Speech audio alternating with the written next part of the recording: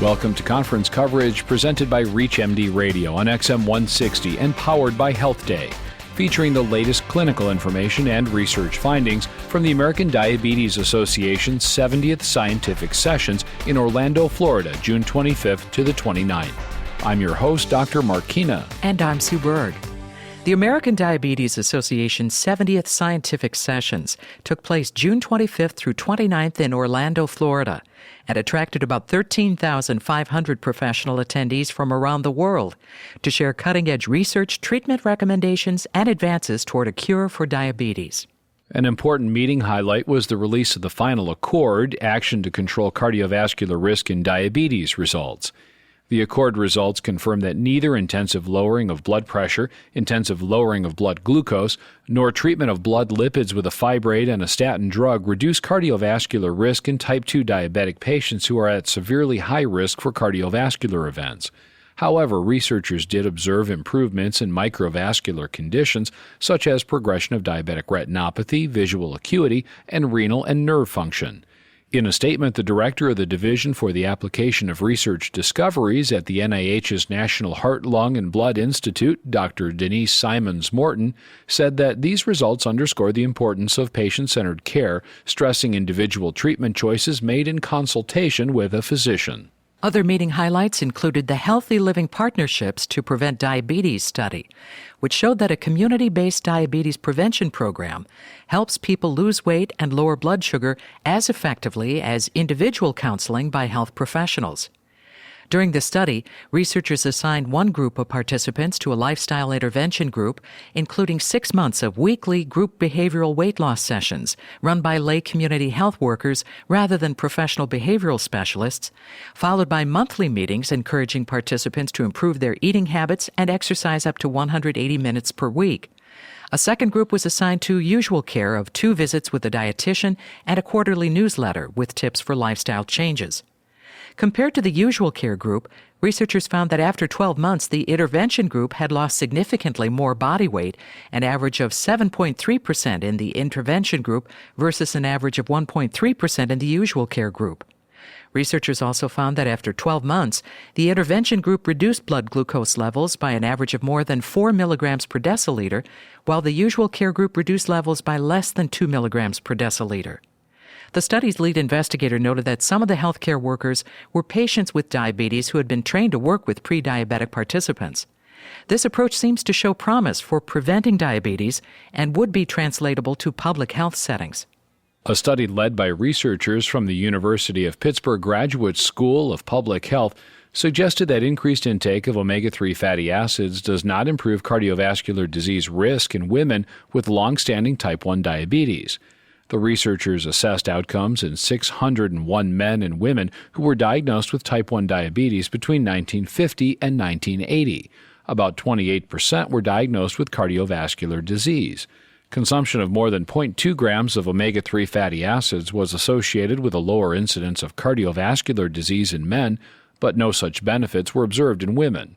The lead author said in a statement that although omega-3 is typically associated with decreased risk for cardiovascular disease, this may not be the case for women who have type 1 diabetes. Further, these findings suggest that clinicians can't assume that men and women with type 1 diabetes are the same. Another study from the University of Pittsburgh Graduate School of Public Health suggests that death rates from type 1 diabetes are steadily improving, but gender and racial disparities remain. Researchers followed about 1,100 patients diagnosed with type 1 diabetes between 1965 and 1979. 26% of these patients had died by January 2008. Compared to death rates in matched subjects from the general population, death rates were found to be 7 times higher in these patients overall, but only 5.5 times higher in patients diagnosed between 1975 and 1979. Compared to the general population, death rates were higher in women with type 1 diabetes than in men. Death rates for women were 13 times higher than the general population, compared to 5 times higher for men. In addition, 30-year survival was 52% in African American patients, compared with 82% in white patients. The study's lead author remarked that these findings suggest the positive impact of advances made in recent decades. However, significant disparities in mortality reveal a need for continuing improvements in diabetes treatment and care. For patients with established type 2 diabetes, intensive glucose-lowering therapy improves some outcomes, but is also associated with increased mortality, risk of severe hypoglycemia, and weight gain. This was according to researchers who conducted an analysis of the ACCORD study. Outcomes assessed included dialysis or renal transplantation, high serum creatinine, retinal photocoagulation or vitrectomy, and peripheral neuropathy. Intensive therapy was not found to reduce risk of advanced measures of microvascular outcomes. However, it did delay the onset of albuminuria and improve some measures of eye complications and neuropathy. Intensive therapy was also found to be associated with increased weight gain and high risk for severe hypoglycemia. In a related study, researchers from the ACCORD study group and the ACCORD Eye study group found that in type 2 diabetes patients, intensive glycemic control and combination dyslipidemia treatment lowered the rate of diabetic retinopathy progression, though intensive control of blood pressure did not. Researchers concluded that the observed benefits of intensive glycemia management should be weighed against higher total and cardiovascular-related mortality, weight gain, and severe hypoglycemia. Investigators reported that adults and children with suboptimal control of type 1 diabetes may achieve significant improvement in glycated hemoglobin levels with the use of a sensor-augmented insulin pump compared to a regimen of multiple daily injections of recombinant insulin analogs. 485 patients were randomly assigned to receive either sensor-augmented pump therapy or multiple daily insulin injections. After 1 year, researchers found that the mean hemoglobin A1C level in the pump therapy group had decreased from 8.3 to 7.5%. In the injection therapy group, mean hemoglobin A1C level only dropped from 8.3 to 8.1%. They also found that a higher proportion of patients in the pump therapy group reached the hemoglobin A1C target of less than 7%. No significant group differences were found in the rates of severe hypoglycemia. The incidence of diabetic ketoacidosis was negligible, and there was no significant difference in weight gain between groups. The study was supported by Medtronic, LifeScan, and Bayer Healthcare. Novo Nordisk supplied the insulin aspart used in the study. Becton Dickinson supplied blood glucose meters. Several authors disclosed financial relationships with these and other pharmaceutical and medical device companies. In contrast to other recently published research, one study suggests that rosiglitazone may not increase the risk of death, stroke, or heart attack, though it does increase fracture risk in patients with type 2 diabetes and established cardiovascular disease. Investigators conducted a post-hoc analysis of over 2,000 patients with type 2 diabetes and stable coronary artery disease. After analyzing 4.5 years of follow-up data comparing outcomes in patients receiving rosiglitazone and those not receiving any thiazolidine-dione drugs, researchers found that rosiglitazone was not associated with an increased risk of death or heart attack, nor did they show that rosiglitazone was associated with any protective cardiovascular benefits.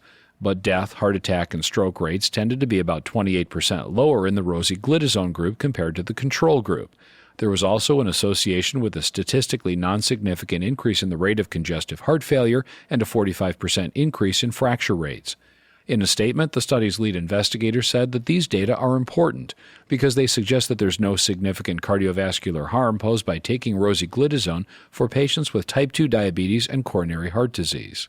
A school-based intervention for obesity and type 2 diabetes risk in particular ethnic and socioeconomic groups did not result in greater decreases in the rate of overweight and obesity than at schools not performing an intervention. This was the finding of researchers at Temple University in Philadelphia and colleagues. 42 schools were randomly assigned to either the school-based program, which emphasized nutrition, physical activity, behavioral knowledge and skills, and communications and social marketing, or to assessment only. Over 4,000 students were assessed for body mass index, waist circumference, and fasting glucose and insulin levels at the beginning of 6th and 8th grade.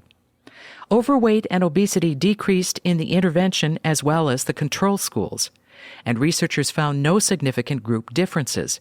However, they found the intervention was associated with greater decreases in secondary outcomes, such as BMI, percentage of students with waist circumference of at least the 90th percentile, and fasting insulin levels. The authors say the reasons for declines in overweight and obesity in the control schools were unclear but encouraging and should be explored with other recently compiled longitudinal data sets.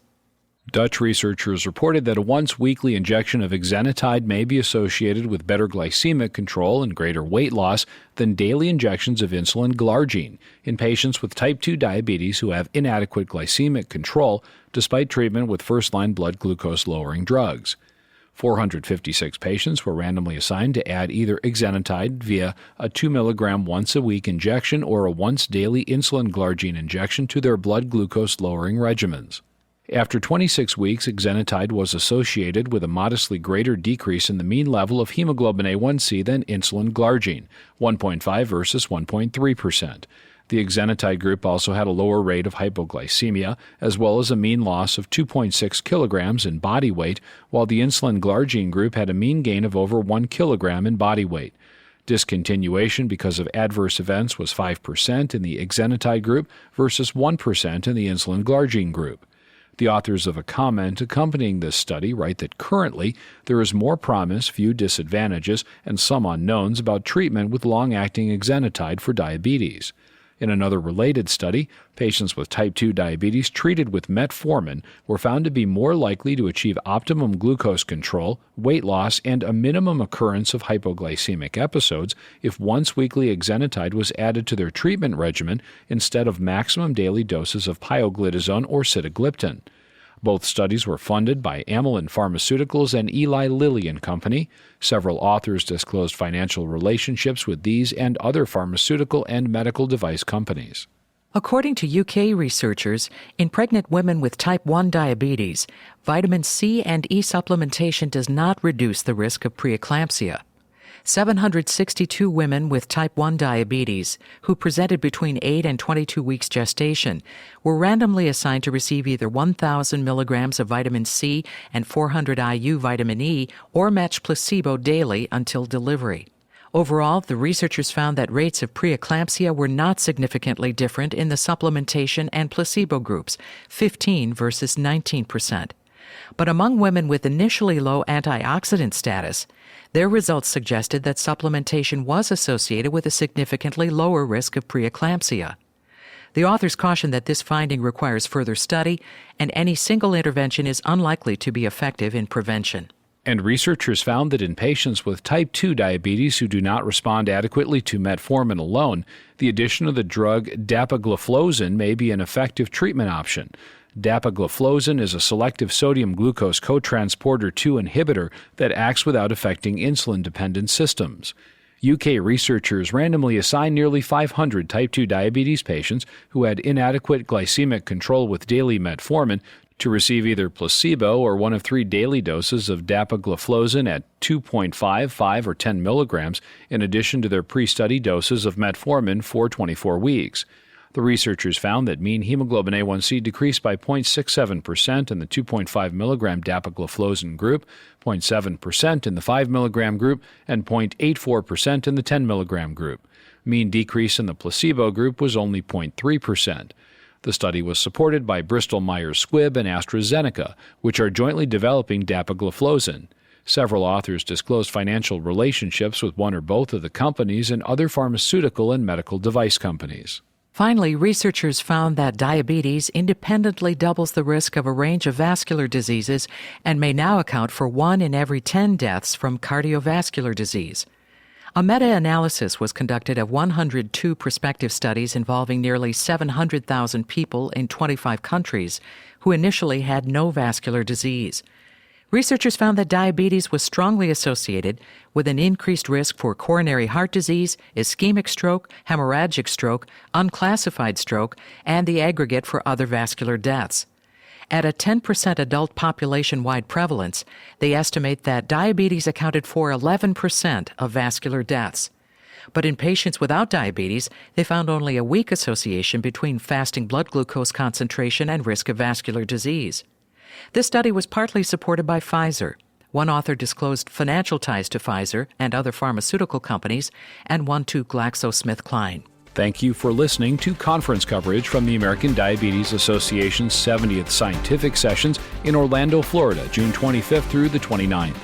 Conference coverage is a presentation of ReachMD Radio, broadcast on XM 160 and by live stream at reachmd.com, and powered by Health Day.